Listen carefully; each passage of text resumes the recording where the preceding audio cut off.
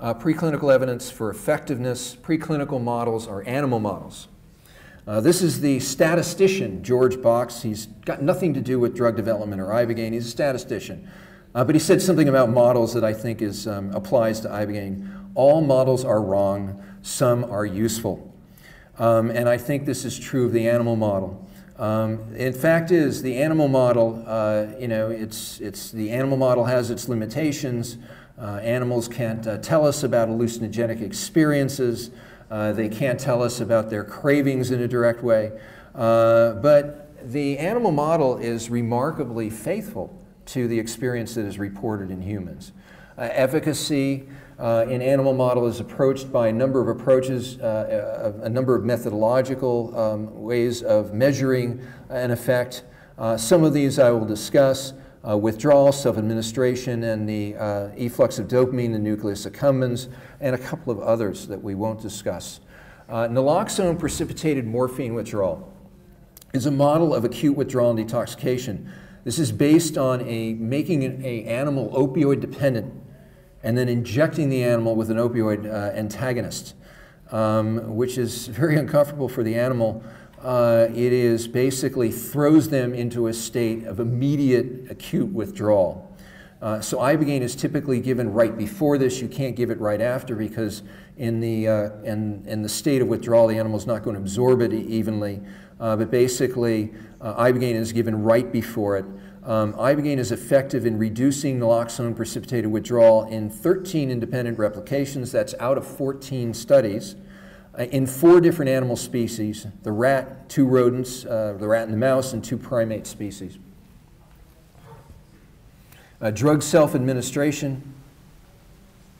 In animals, reduced drug self-administration following doses of Ibogaine, typically 40 milligrams per kilogram in the rat. Rat has a very high metabolism and gets doses of Ibogaine that are somewhat higher than are usually given to humans.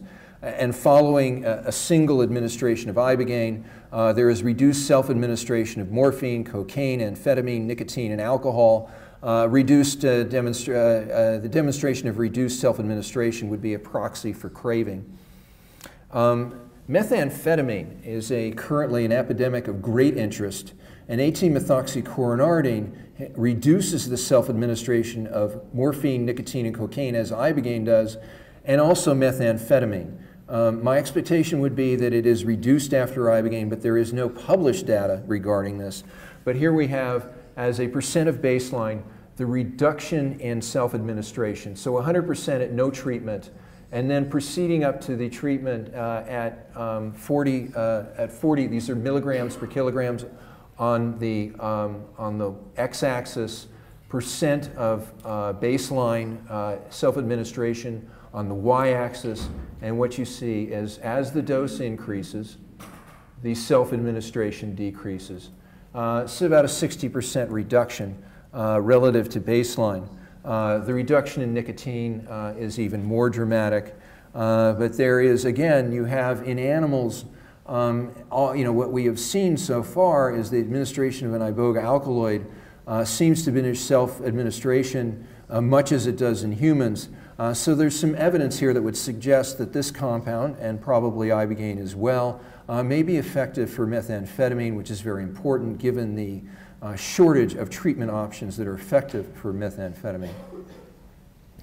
As I mentioned initially in the opening moments of this talk, 18-methoxycoronardine was compared to a number of other iboga alkaloids, congeners, compounds that differed from it in a number of respects.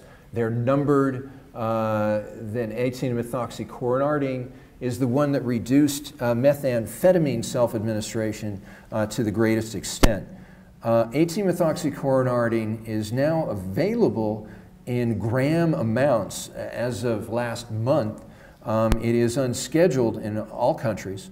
So this is becoming increasingly, as it has emerged as an option. The first batch of 18-methoxycoronardine in 200 grams was produced very recently. And so this is, I think, a story that is unfolding at the present time. Addiction is pathological learning. This is a very famous slide, and I think that, again, this emphasizes the great fidelity with which the animal model seems to parallel human self-administration. In the first image here, we have reward. And this is dopamine efflux in a part of the brain called the nucleus accumbens. Nucleus accumbens is a very important part of the brain in terms of reward, and the efflux, the increase of concentration of dopamine in this structure is a marker for motivation, of salience. So you have this animal, and an unconditioned reward is one that's given without any warning for the first time. So this is the first high. And the animal has a spike of dopamine, which means that he found the dopamine to be interesting and probably pleasurable.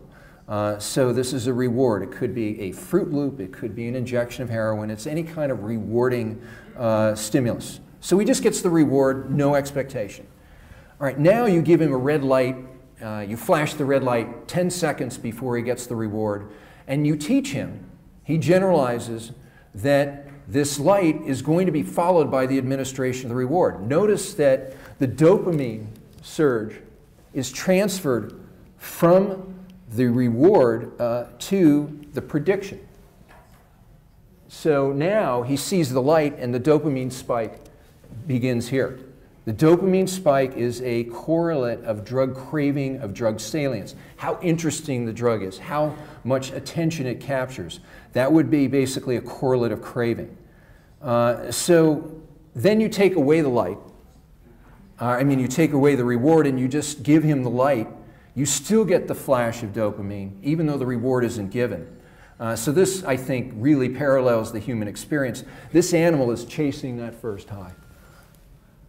Just as humans do. A lot of human users will talk about the first high they got from a stimulant in particular, and that every use after that was something short of that. And so this rat is chasing the first high. Perhaps all pleasure is relief, said William Burroughs. And basically what he means by that is this panel. Perhaps all, this is a state of reward. The state of reward is eliminated. But it's not a positive hedonic process, it's the elimination of craving. Drug addiction is not about pleasure, it's about salience, it's about interest. If it were about pleasure, people would go through withdrawal once and then they would never return to it, but they don't do that. The drug remains salient. It is a form of pathological learning. We learn that things are important. We learn languages and how to recognize things and that the stove is hot, don't touch it, through experience. But this is learning independent of experience. This is basically the drug burning in to the motivational system, into the systems that support learning its own importance. So this diminution of dopamine efflux has been demonstrated for Ibogaine and for morphine and nicotine. Variable results with cocaine and amphetamine has to do with the fact that cocaine and amphetamine, as part of their mechanistic action, increase dopamine efflux in the nucleus accumbens. Ibogaine is reversing the tolerance, so those are two forces that oppose one another, so the results are less clear. But they're very clear for morphine and nicotine.